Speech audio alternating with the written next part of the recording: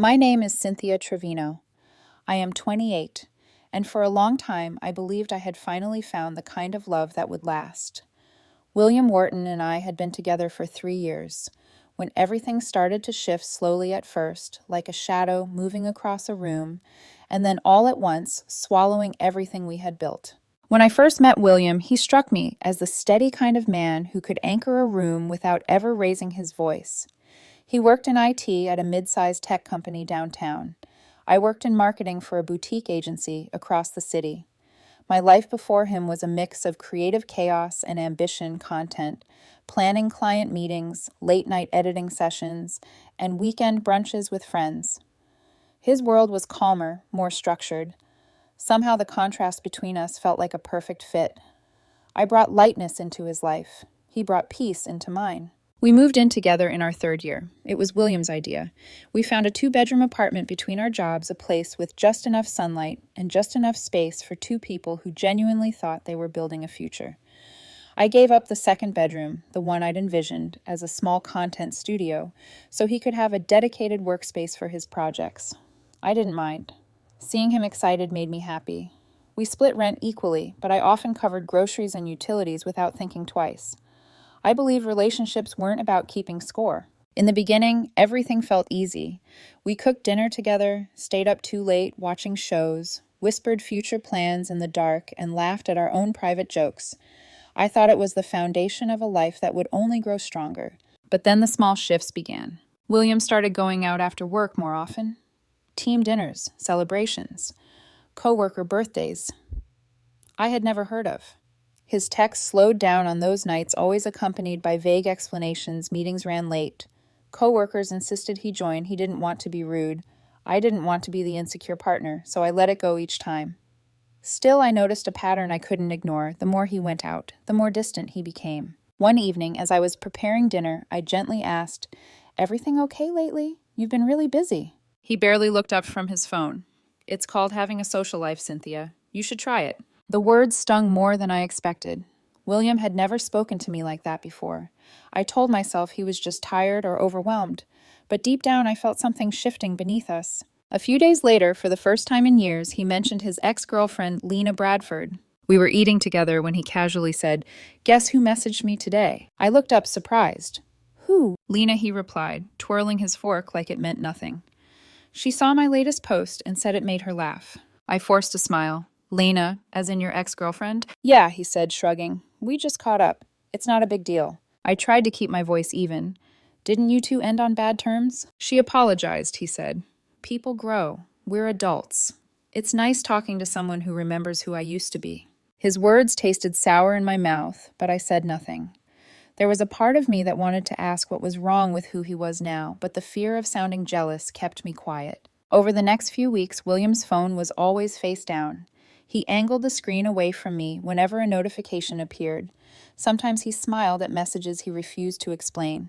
He'd glance at me, then quickly look away as if caught doing something he shouldn't. One night I walked past the bedroom while he was on a call. His voice was soft, warm in a way I hadn't heard in months. I caught the tail end of his laugh, light, playful, unmistakably intimate. "Stop it," he said on the call. "You always knew how to make me laugh." When he noticed me standing in the doorway, he jolted, eyes wide, guilt flickering across his expression. "Who was that?" I asked quietly. "Just a friend," he said, quickly, too quickly. "Cynthia, don't sneak up on me like that." "I didn't sneak up," I replied. The door was open. He said nothing, and neither did I. That night I lay beside him while he scrolled through his phone in the dark, smiling at messages only he saw. It was the first night I realized he wasn't really beside me anymore, not in the way that mattered. The next day, I tried to bring it up without accusation. "Was that Lena you were talking to last night?" His expression changed instantly, sharp and defensive. "Wow. Really? We're doing this." "I'm just asking," I said. "You've been talking to her a lot, hiding your phone, going out more." He scoffed. "Stop acting like you own me." My breath caught. I never said anything about ownership. I just asked who you were on the phone with. "And that's exactly the problem," he snapped. "You think you get to monitor who I talk to. I'm allowed to have friends, Cynthia." "I didn't say you weren't," I replied quietly. "But when your ex is calling every night, it's fair to ask what's going on." He laughed bitterly. "You're paranoid. Maybe that's why talking to someone else feels easier." His words sliced through me. Later that night, he climbed into bed as if nothing had happened. Are you mad at me? He asked, voice soft again. I'm confused, I said. I don't know what I did to make you think I'm trying to control you. He sighed loudly. You're making everything heavy again. You always do this. And with that, he turned away, scrolling through his phone while I stared at the ceiling. That was the moment I knew something inside him had already left. I kept trying for another week, cooking his favorite meals, suggesting date nights, small gestures to remind him we still existed as a couple, but he barely looked up from his phone. One afternoon, while having lunch with a close friend who had met William a few times, she hesitated before saying, Cynthia, I don't want to assume, but I think I saw William yesterday at Cafe Luna, and he wasn't alone. My heart slowed. Who was he with? A woman, she said softly. She looked like his ex, Lena. My chest tightened, but I nodded. Thank you for telling me. I went home early that day. When William walked in around 8, humming, acting normal, I stood in the kitchen waiting. You were at Cafe Luna yesterday, I said calmly. With Lena. His entire expression hardened. You're unbelievable. Just answer the question. Yes, I was, he snapped. She needed to talk. I didn't think I needed your permission to get coffee. You don't, I said. But you've been lying about it for weeks. Oh my God, he said, rolling his eyes. You're so dramatic. I didn't tell you because you'd react exactly like this. You've been hiding calls meeting your ex in secret, and I'm the problem, I asked. You're insecure, he said sharply. You suffocate me. And just like that, the man who once held me like I was the safest place in the world was gone. He walked into the bedroom that night, and the next night he didn't come home at all. William did not come home that night, or the night after, or the one after that. Each morning, I woke up to the same cold emptiness beside me, the imprint of a body that hadn't been there, the faint smell of his cologne fading from our sheets. He sent short-clipped messages, staying with a friend. Need space. Don't make this a big deal. But I knew he wasn't with some friend.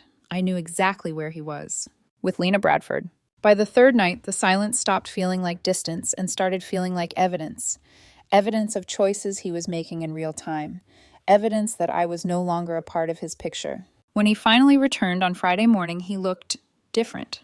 He walked in wearing a crisp jacket I had never seen before, his hair freshly styled, carrying a faint trace of a perfume that was not mine. He moved through the apartment like a guest, humming lightly as he opened the fridge. Are we going to have another fight? He asked casually. Or can we be adults about this? I stared at him, stunned by his nonchalance. You disappeared for 3 days, I said evenly. No explanation, no call, no consideration. He shut the fridge door a little too loudly. Cynthia, stop being intense. You always make everything heavy. I needed space, that's all. You left this relationship without saying the words, I replied. You can at least admit that. He crossed his arms. Oh my God, you're so dramatic. You don't own me. I'm allowed to take some time. I nodded slowly. You're right, I said. I don't own you. For a moment, he blinked like he hadn't expected the calm in my voice. I turned toward the bedroom and began opening drawers. What are you doing? He asked, his tone shifting. I'm giving you what you wanted, I said quietly. Space. He stepped forward. Cynthia, stop. You're being ridiculous. I'm not angry, I said, folding my clothes. I just don't see a reason to stay where I'm not wanted. He scoffed. This is so dramatic. We just had a disagreement. No, I said, zipping my suitcase. We stopped being a we when you started hiding who you were with. His jaw-dropped eyes flashing with something bitter. You're so fragile, Cynthia. No wonder I felt trapped. I paused. His words didn't pierce me the way they might have a month ago. Instead, something in me felt strangely steady, almost cold. You're free now, I said simply. I carried my suitcase to the door. He didn't follow. He didn't call my name. He didn't reach out. He just let me leave exactly the way he'd left me emotionally weeks before. By the time I reached my car, the only sound was the echo of my own footsteps. The same apartment that once felt like a home had turned into a shell the moment I realized I had been the only one fighting to keep us alive. I drove straight to my sister's place. She opened the door without asking any questions, pulling me into a hug, so tight it made something inside me finally crack. For the next few days, I slept on her couch, my phone quiet beside me, except for one message from William late that night. You're really doing this. I didn't reply. The next morning, I sent my final text. I'm moving out. I'll cover my half of the rent until the lease ends. After that, it's yours. I left my key on the counter. No response, no call, nothing. And somehow that silence was the clearest closure I could have asked for. The first week after leaving him was quiet, eerily so. I woke up without the familiar tension in my chest, without wondering what lie I would be fed that day. I went to work, kept my head down, and let myself breathe for the first time in months. The quiet was strange, but it was also healing. William didn't message again for days. I wasn't checking my phone constantly anymore. I was learning how to exist without his chaos vibrating through the walls of my life. On the fifth day, the messages started. Can we talk? I think we both overreacted. I miss you. I stared at the last one longer than the others before putting my phone screen down. I said nothing. Silence, I realize, can be a language too. A few days after that, the tone changed. You're being childish. Ignoring me won't fix anything. You think you're better than me now? I almost laughed. This was the William I had come to know in the final months, the man who believed the world owed him comfort, even when he burned down everything around him. I didn't respond. As I focused on work again, really focused, I started regaining parts of myself I didn't even know I'd lost. Without the emotional drain of wondering where William was or who he was with, my mind felt sharper. I completed projects ahead of schedule. I volunteered for new initiatives. I stayed late, not because I was avoiding going home, but because I genuinely enjoyed what I was doing again. 6 weeks after I left, my manager called me into his office. We're creating a new operations lead position, he said. You were the first person I thought of. Are you interested? I didn't hesitate. Yes, absolutely. 2 weeks later, I was promoted. The raise was significant, life-changing in a way that finally gave me freedom, not just emotionally, but financially. I moved into a one-bedroom apartment in a nicer part of town, a bright place with clean walls, soft lighting, and quiet mornings, a place entirely my own. My sister helped me move. When she asked, "Are you doing okay?" I answered honestly. "I am," I said, for the first time in a very long time. One evening, as we unpacked boxes together, she hesitated. "Do you think William will try to come back?" I shrugged. "Maybe, but it doesn't matter anymore." She nodded. "You finally look like yourself again." I smiled, and for the first time I felt it too. From that night on, I decided I wouldn't let anyone twist me into a version of myself I didn't recognize. Not again. Not ever. Life without William Wharton felt strangely light, as if someone had finally lifted a weight I'd unknowingly been carrying for years. I didn't realize how much space his chaos had occupied in my mind until it was gone.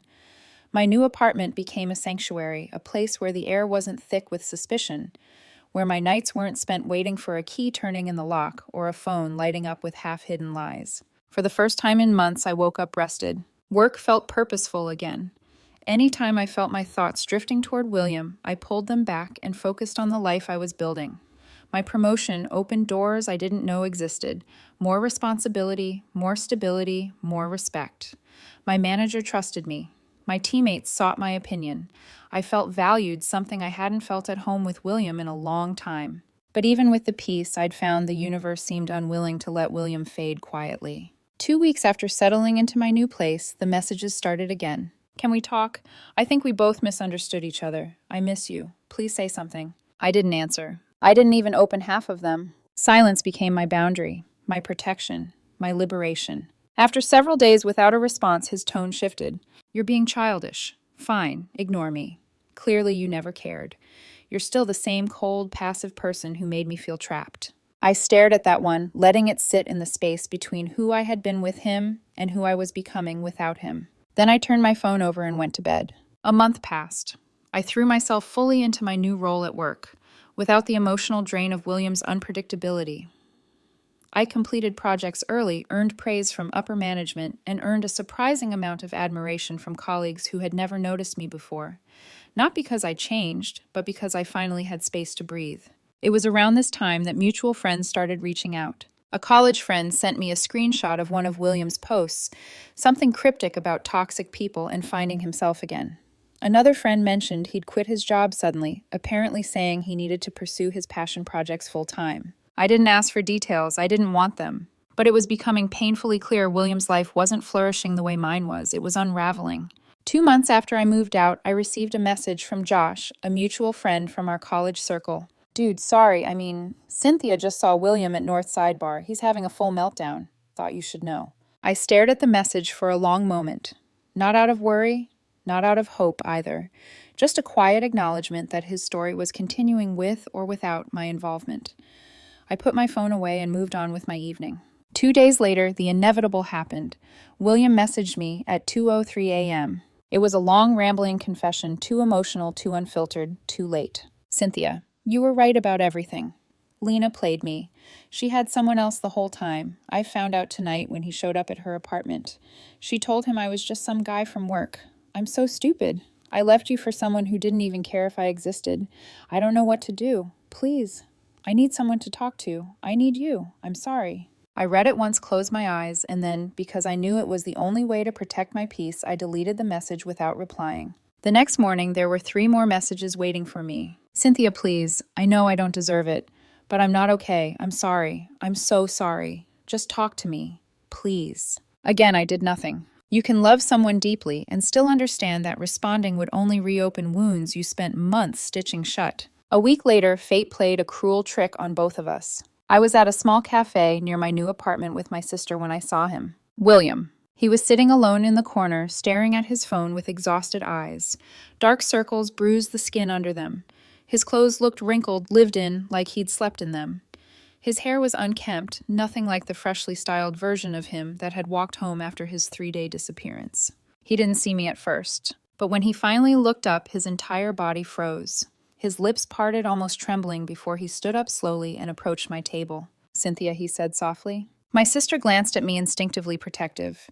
I gave her a small nod, and she stepped outside to give us space. Hi, I replied, keeping my voice polite but detached. How have you been? He asked quietly. Good, I said simply. He swallowed hard. I could tell he was hoping for something more nostalgia warmth, a hint of the woman who used to wait up late for him, hoping he'd come home. But that woman was gone. Cynthia. He looked down, twisting the cup in his hands. Things haven't been good for me. I'm not doing great. I didn't respond. I wasn't there to comfort him. He took a shaky breath. Lena. She wasn't who I thought she was. I thought she and I had something real. She told me things I wanted to hear, and I believed her. She lied to me, used me, made me feel like I was finally someone she wanted. My silence made him uneasy. And then she threw me away, he whispered, like I was nothing. I nodded once. I'm sorry that happened. He blinked, surprised by my tone. It wasn't cruel or sarcastic. It was simply factual. That's it, he asked. Just, you're sorry. What do you want me to say? I asked calmly. I don't know, he whispered. Maybe that you understand, that you forgive me. I exhaled softly. I do forgive you. His eyes widened, hope flickering for a split second. But that doesn't mean I want you back in my life. That faint flame died instantly. He looked away, blinking rapidly. I thought we had something real. We did, I said. But you decided it wasn't enough. He wiped his eyes, embarrassed. I made a mistake. A huge one. People make mistakes, I said. And people face consequences. Before he could answer, my sister reappeared holding 2 coffees. I stood up. I hope things get better for you, I said. I mean that, but I'm not the person who can help you anymore. William nodded slowly, tears slipping down his face now. I'm glad you're okay, Cynthia, he whispered. Thank you, I said. Then I walked away, leaving him there, small, hunched over, and finally facing the emptiness he had created for himself. He did not call after me. He did not follow. For the first time since everything began, I felt something close to freedom. Seeing William in that cafe, broken, trembling, stripped of every illusion he once clung to, should have shaken me. Months earlier, it would have shattered me. But now it only clarified something I had been slowly realizing. I wasn't his home anymore, and he wasn't mine. I walked away from him that day with a strange calm in my chest. Not triumph, not vindication, just clarity. A quiet understanding that whatever version of us we had tried to build no longer existed. My sister and I left the cafe, and she didn't ask a single question until we were already back in my apartment. You okay? She finally asked. Yeah, I said, I actually am. Days passed. Then a week? I expected the quiet to last, to stretch out like a smooth new chapter. I expected William to retreat, maybe lick his wounds, maybe accept that I had finally closed the door he kept pushing open with apologies that came too late. But people rarely accept endings they don't control. A few days after the cafe, he showed up again with 3 short, fragile messages. Cynthia, please. I shouldn't have said all the things I said. Can we just talk one more time? I didn't respond. 2 more days passed before he tried again. Cynthia, please. I just need closure. I feel like you're the only person who understands me. That one made me pause, not because it was touching, but because it was revealing. William hadn't changed. Even now, he wasn't looking for accountability. He was looking for shelter, for rescue, for the emotional stability I used to offer him without hesitation. He had never loved me for who I was. He had loved me for what I provided, and I refused to be that person again. 3 weeks later, our paths crossed again, this time entirely by accident. I was in the grocery store pushing a cart toward the checkout. I wasn't thinking about him. I wasn't thinking about the past at all. I was trying to decide between two brands of almond milk when I heard someone say my name. Cynthia. I turned. It was him. William stood in the line 2 rows ahead of me. His cart held nothing but instant ramen energy drinks and cheap frozen meals food for someone who had stopped trying to take care of himself. He looked thinner, the hollows under his eyes darker than before. His clothes hung loosely as though he'd lost weight quickly and without trying. He froze when he saw me. Hey, he said quietly, almost ashamed. Can we talk? I kept my voice even. I'm not sure there's anything left to talk about. He swallowed, glancing down at the items in his cart. Things have been hard, he murmured. I lost my apartment. And Lena and I, well, that fell apart fast. I thought we were building something, but she... He stopped himself, maybe realizing it didn't matter anymore. That's not your problem, he finished weakly. I nodded. I'm sorry you're going through that. Are you? He asked, searching my face for something. Pity, anger, nostalgia, anything. I am, I said truthfully, but it doesn't change anything. His eyes glistened. I know I don't deserve your help, but I'm desperate. Is your company hiring? I need a place to start over. Maybe you could put in a word? The old version of me, soft, hopeful, eager to care, would have bent over backward to help him. That Cynthia no longer existed. I don't think that would be appropriate, I said gently but firmly. He inhaled, sharply wounded. Right, of course. Stupid of me to ask. I didn't say that. No, he whispered. But you didn't have to. The cashier called him forward. He paid quickly, then walked past me without looking up. That night, I didn't replay the moment. I didn't spiral. I didn't cry. I simply went to sleep. A month after the grocery store encounter, I came home from work and saw someone sitting on the bench outside my apartment building. My heart tightened, not in longing, but in recognition. William. He rose when he saw me thinner still, his hands trembling slightly. His clothes were wrinkled and his hair tousled in a way that wasn't deliberate. It was the look of someone who hadn't been sleeping. Cynthia, he said, voice cracking, please don't walk away. I let out a slow breath. What do you want, William? He stepped closer, desperation radiating from him. Just to explain. I know I messed up. I know I hurt you. But after Caleb, I stopped him with a raised hand. Caleb. He flinched. Lena's new guy. Or the guy she was with while she said she wanted me. I nodded once. Go on. He looked down, rubbing at his face like he could wipe the regret off it. I thought Lena made me feel alive. She said I was fun, exciting, different. She made me feel wanted in ways I didn't realize I craved. And I asked not out of insecurity, but for truth. He swallowed. You did. But it was different. With you, I felt safe. And I convinced myself safety meant boredom. My chest tightened, but not from pain, from clarity. I thought I wanted freedom, he continued, his voice strained. But all I wanted was to do whatever I wanted without being held accountable. Lena let me be selfish, and when she got bored of that version of me, she tossed me out like garbage. I nodded. You chose chaos and called it passion. He exhaled, defeated. Yes. So why are you here now? I asked. He lifted his eyes to mine, full of something raw and pleading. Because I have nothing left, and because I finally understand what I threw away. And what was that, William? You, he whispered. You were the only person who ever made me feel enough. The words should have softened me. They didn't. He took a step closer. Do you miss me at all? I looked him directly in the eye. No. I miss who I thought you were, but that person doesn't exist. He inhaled sharply, like the air had been punched from his lungs. I can be that person again. I just need another chance. No, I said softly. His face twisted. Cynthia, please. I'm barely surviving. My parents won't help me. Lena ruined my reputation at work. I have nowhere to go. You already had more chances than I should have given, I said. You didn't want love. You wanted control, and when you lost it, you called it freedom. He stared at me, his expression collapsing into something hollow and bitter. So that's it, after everything we had. We didn't have anything, I replied quietly. You just had me, and you threw that away. His jaw trembled. Finally, he whispered, I hate you.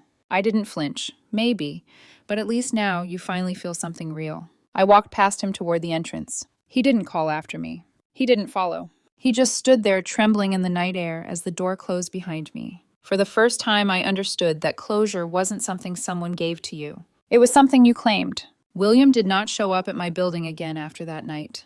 Not the next day, not the next week, not even in the shallow, desperate way of a man hoping I might slip and let him back in.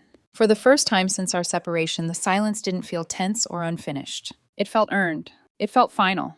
You can only be shattered by someone so many times before you stop offering them pieces of yourself to break. Life moved forward gently but firmly. On the weekends, I visited my sister, caught up with friends I had unintentionally neglected during my relationship with William, and filled my apartment with small things that felt like me.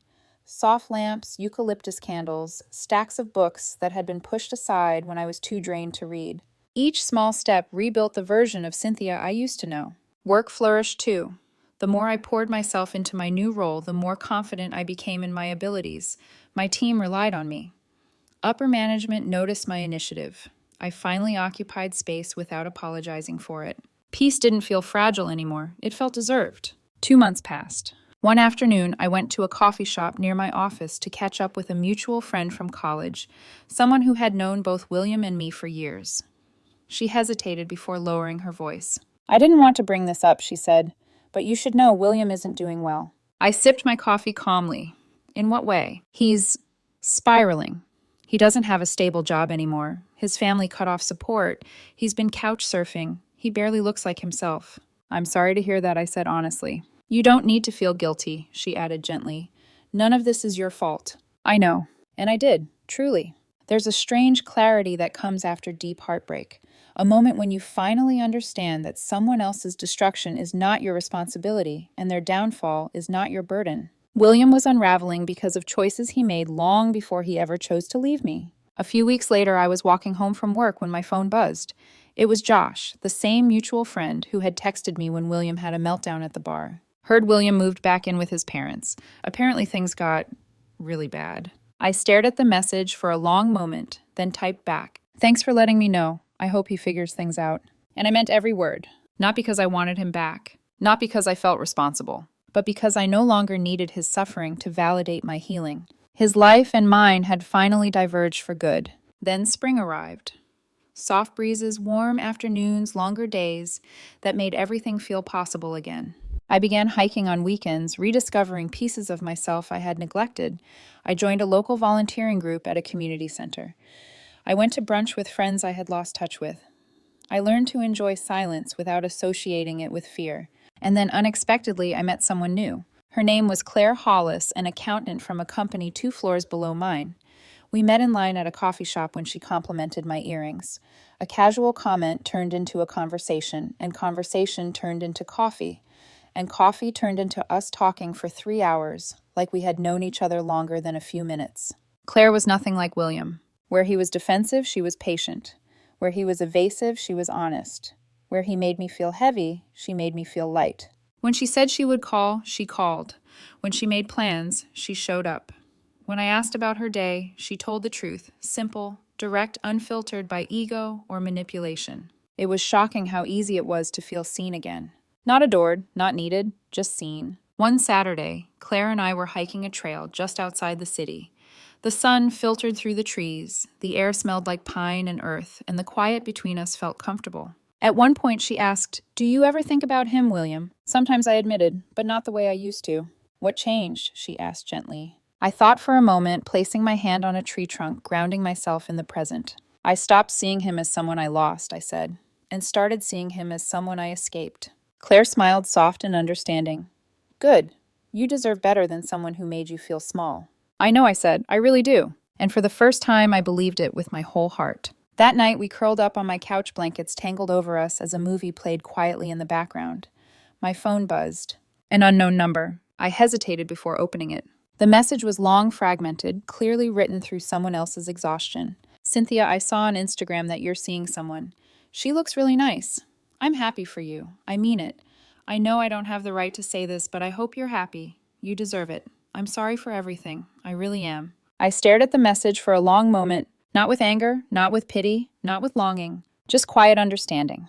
William had finally said the words I once begged him to say, and I no longer needed them. I deleted the message. Claire glanced over. "Everything okay?" "Yeah," I said, placing my phone face down. "Just someone from the past." "Want to talk about it?" she asked. "No," I said, softly smiling as I leaned back into her shoulder. "I'm good." And I was. Because somewhere along the way, my heart had stopped waiting for closure from someone who could never give it. My life was no longer tied to William's unraveling or his regrets. His apologies weren't keys to any door I needed to open. The real closure was simple. I no longer cared whether he came back. And that was the freedom I had been searching for all along. If someone had told me months earlier that freedom wouldn't arrive with fireworks, that it wouldn't be loud or dramatic or wrapped in some perfect apology, I wouldn't have believed them. I used to think closure came from answers, from explanations, from finally hearing the words, "I'm sorry," delivered the way I always imagined. But standing in the life I had built, one defined by peace, honesty, and mutual respect, I understood something much simpler. Closure isn't something someone gives you. It's something you create. Spring melted into early summer. My apartment felt lived in now, no longer a temporary refuge, but a home shaped entirely by my own hands. I filled it with sunlight and plants and art prints I'd always wanted but never bought. I worked with focus and joy, not desperation. I texted my sister throughout the week, planned weekend activities with friends, and found myself laughing without a shadow attached. With Claire, everything unfolded gently. No push, no urgency, no games.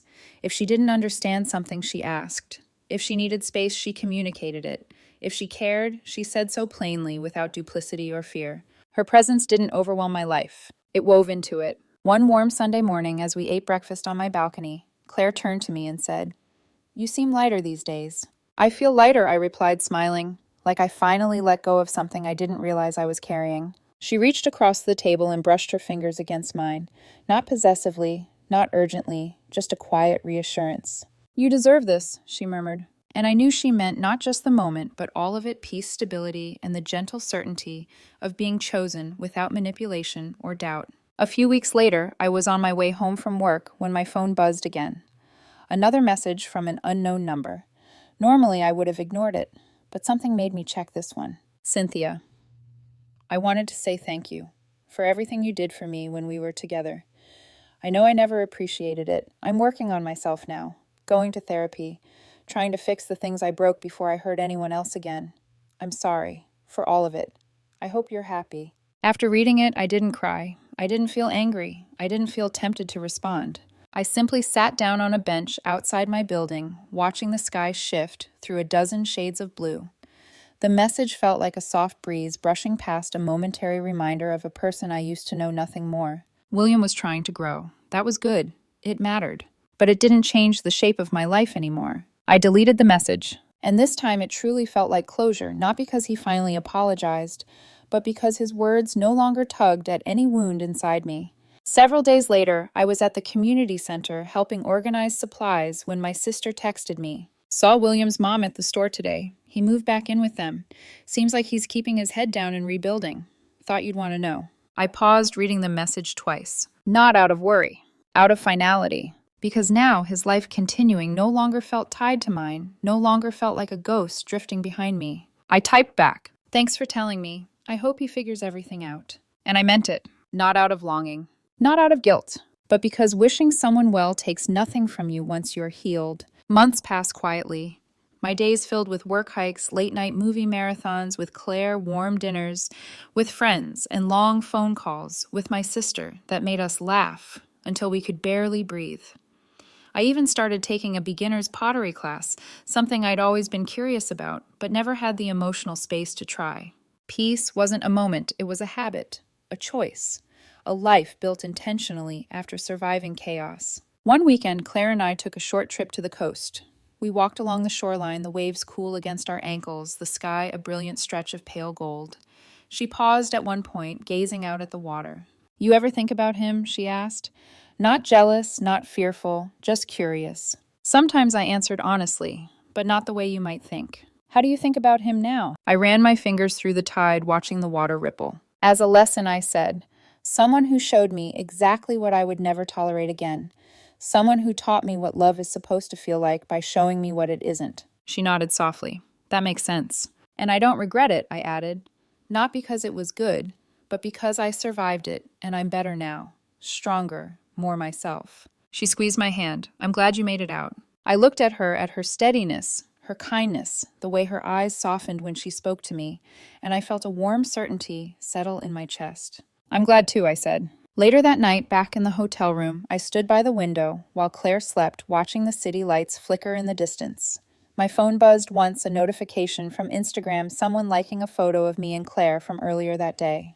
And then it hit me. William wasn't in my mind anymore, not in my heart, not in the corners of my memory where pain likes to hide. He wasn't a wound.